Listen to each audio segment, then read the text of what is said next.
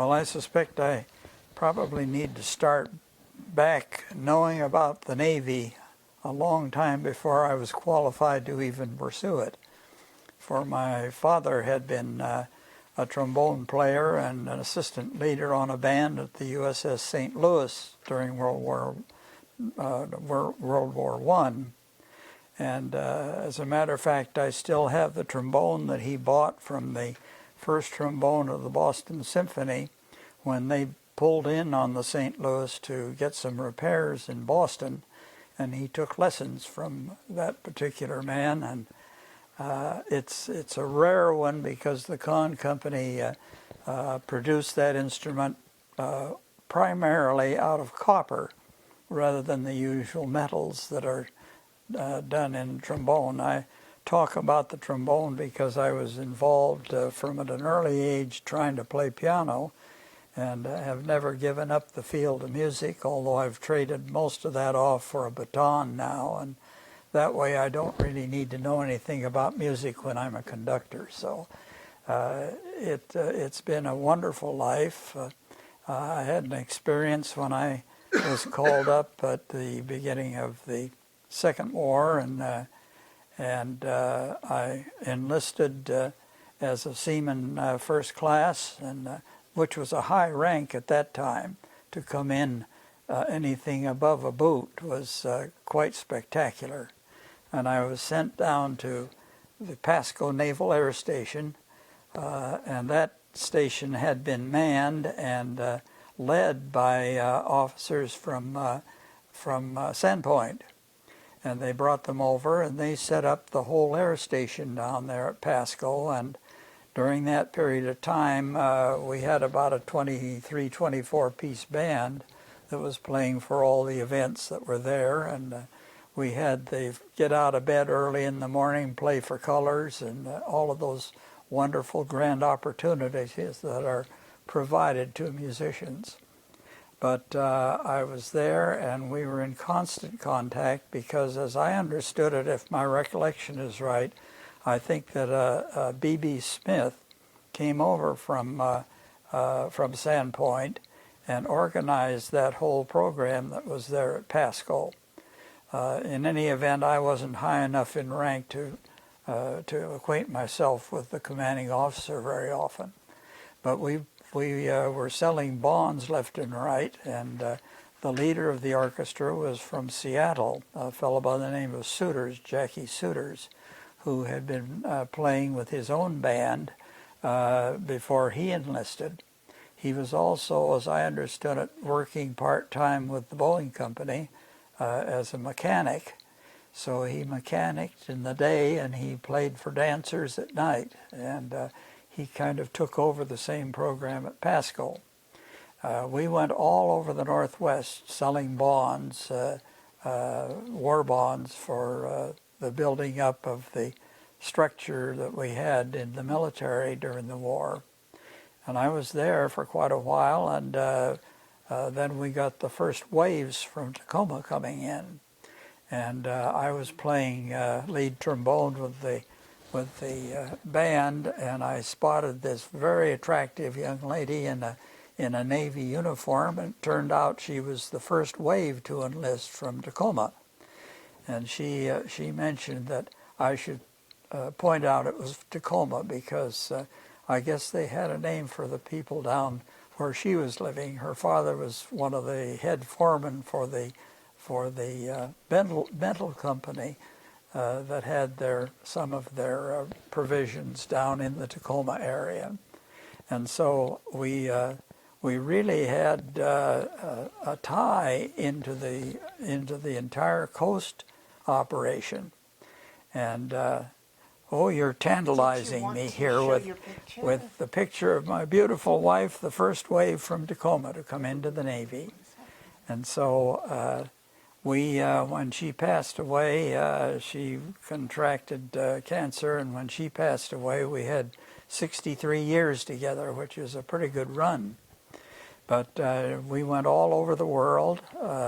I went through, and I got a ride at what was then Eastern Washington College of Education, And I went there, and I just started there, and my enlistment came along. And so when I was through, I returned, and during that period of time, that 4-year period that I was on active duty, the Navy had provided, and part of that came out of the Sandpoint area, provided courses at the collegiate level.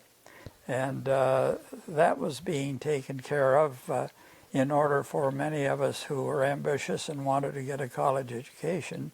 We could keep on getting some of that. And during that period of time, there was a lot of activity there at Sandpoint, both military and educationally. That carried on, and I went on then on active duty, and after I'd been on until after the war was over, I still was with the Navy. And when I got out, I went back and finished my degrees, and I was the recipient of the first liberal arts degree that came out of Eastern, a BA degree in music as opposed to the BA in education.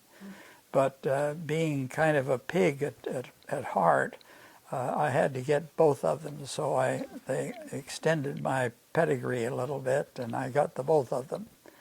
And we left there, and I got then the opportunity to go back to the University of Michigan, and I was the assistant to the marching band director at the University of Michigan, and had the grand and glorious privilege of doing the show for the Rose Bowl when Michigan played that following January. So my life has been a real splay of things, not display, but a splay of things. And I've had more opportunities than I deserved, I think, along the way. But I finished at the University of Michigan, and I was hired at the University of Arizona as the marching band director, and I also organized their ROTC, Naval ROTC program. Before my going back down that way, I became more involved with the Naval Reserve and started putting time in, and I was back and forth from Spokane to Sandpipe frequently. As a matter of fact, my best man was a mechanic, an aviation mechanic there at Sandpoint, so I got to knowing it pretty well, and it had the advantage of being close to Tacoma, so my wife could see her family and I could see the Navy. And the base there was really infamous. They had turned out some awfully good programs there at Sandpoint, and for my money, Sandpoint was Navy. And I was saddened to see that they didn't continue with that program, because it was such a fine site for the kind of activities that they were doing there at Sandpoint. As a matter of fact, I drift in there every time I go to Seattle and wander about, just looking at some of the things that are there. It isn't quite as busy as it was when we had the Navy there, but as we went on, and we were there in Tucson, I had previously gone back into the Navy in the reserve program. There was a point at which you could re-enlist at your old rating that you had when you were on active duty and apply for an immediate commission.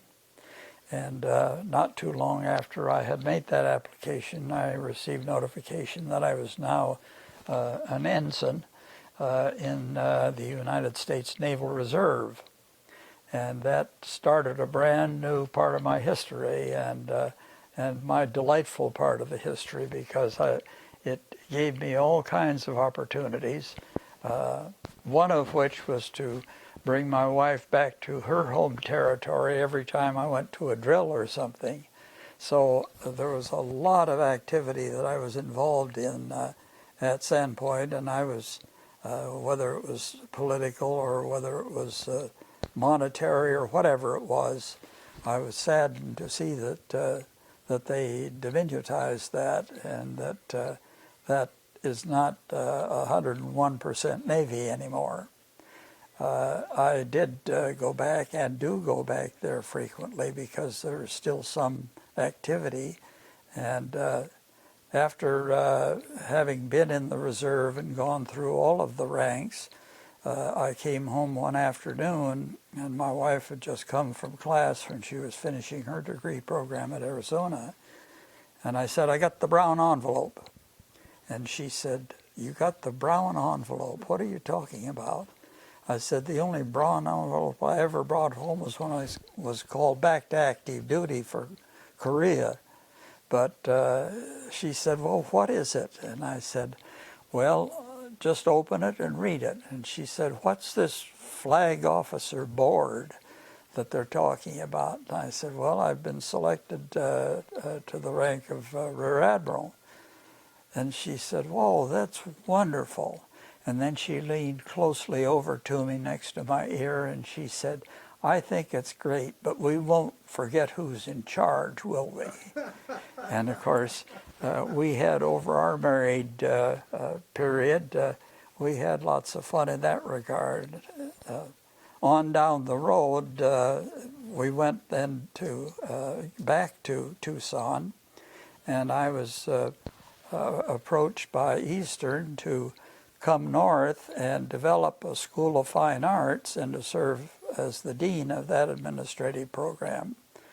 And so we went to work on it, and 2 or 3 years after that, we put up a 5-building complex for the arts there at Eastern, and I had the privilege of watching that come from dirt into buildings, and also not so many students as many more students. So that was very good. And the only other thing that kept me pretty busy, in addition to 2 boys and a wife, was the fact that I had been given the commission in the reserve, and by that time I had been promoted to a full lieutenant in the Navy, and there was still activity going on at Sandpoint.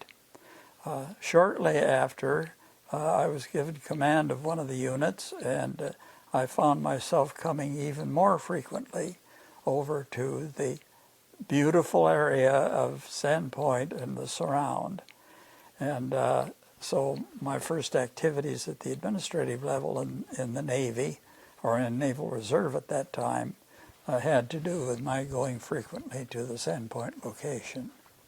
So I am very familiar and very fond of the spaces out there, and it had been maintained in fine condition, and it had constant comment regarding the busyness that was going on at that particular location. But sadly, it went on down the lane, as have I, and things changed, and I guess there isn't too much activity there. But in the process, we had moved then to Tucson, and they were kind enough to give me a sabbatical, and my family and I moved to Holland. And we spent almost a year over in Holland while I was doing research in the musical composers of the Netherlands. And we spent almost a year over there, traveled all over, but halfway through it, this young fellow that was not a young officer anymore, I had by that time moved up the ladder, and I think, as I recall, I think I was a commander at that time. I was called to active duty to go down to Naples, for there was a purported volcano coming up down in the bay there, and I had had training in crowd control. So fortunately, I'd taken one set of blues along with me, and I was called back to temporary active duty to work with the people of Naples in controlling the military aspects of our setting there. That went on, and we had more adventures all over Europe and over to the British Isles, and so we had a very pleasant thing, in part at the generosity of the United States Navy. then I was called back to active duty. And during the Korean thing, I went aboard, and the captain there said, well, young fella, he said, what was your civilian job? And I said, well, I was, among other things, I was a band director. Oh, he said, you're going to solve one of our problems. He said it was a little disappointing because he said, I thought we were getting a yeoman second class aboard, but I see that you're a JG. And I said, yes, sir, I am. And what again was your civilian job? And I said, well, I was a band director. He said, you're our new sonar officer. And I, sir? I said, what's sonar? Oh, he says, you can hear the difference in pitch. You can tell us when the submarines are coming. I said, well, that seems exciting enough. So not having had any real experience at sea out at Sandpoint, except to look at the beautiful surround, why, I said, well, I guess I've got to find out what to do. And he said, don't worry about it. We're sending you to Key West for training. So I left the ship, and I went down and took the fast course for sonarman at Key West, returned, and about that time the personnel officer on board the ship said, well, you're back finally. Maybe you can relieve us of some of the extra watches that you're coming about with. And I said, well, I'm here. And he said, well, you're here just in time. We're going down through the canal up to San Diego. And so 2 weeks after I got there, I picked up the ship, and my wife got in our car and drove back across country to San Diego, and we got a very delightful place in Coronado. And she got sea pay then because she decided to go to San Diego State, and she took the ferry every morning when she went over there. It didn't make that much difference to me because we were out getting ready to go overseas. And we weren't there too much longer, and I made my way as the sonar officer on a DEC on my way over. Well, I'd had some introduction to where we were going because at the end of World War II, I was stationed with an Acorn unit where we'd gone in for the landings at Saipan and set up a fighter strip over there. And it was reminiscent of my days at Sandpoint because it was a small place where they would bring in planes that needed attention, and they'd fix them and send them back to sea again. So by that time I had become a personnel officer because I had been a yeoman, and I served as the personnel officer of that unit. The war having ended then, we were sending back, but I had the joy and blessing of being a yeoman of the past, and so I got to stay on when all of the people who had less points than I had went on home, and I was the personnel officer sending them there. So everything went well there except that they ran out with people there, and I was transferred to Tinian, and I did the same job on Tinian. I don't know why I was driven to the point of getting involved with the reserve again, but Sandpoint was still operating at that time. And so I went into the reserve, and the next thing I knew, I was a personnel officer with one of the reserve units.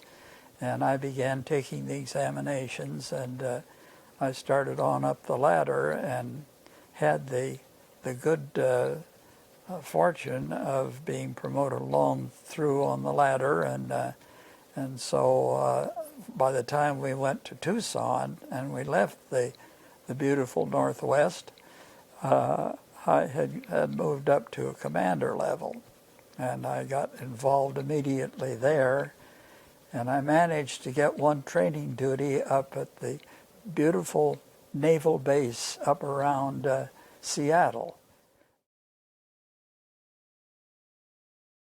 At one point, I almost went the aviation route until they found out when they tested me. They had me taking a string and wiggling two vertical posts down at another end, and I was to make the alignment with those things to show that I could see something. And we went through almost a half an hour of fooling around with that thing. And I thought maybe, well, you know, I must be going okay. And I said, well, now, when do I start the aviation? And the inspector looked at me and he said, young man, you aren't going to be a flyer. And I said, why? He said, because you can't see. And I said, well, of course I can see.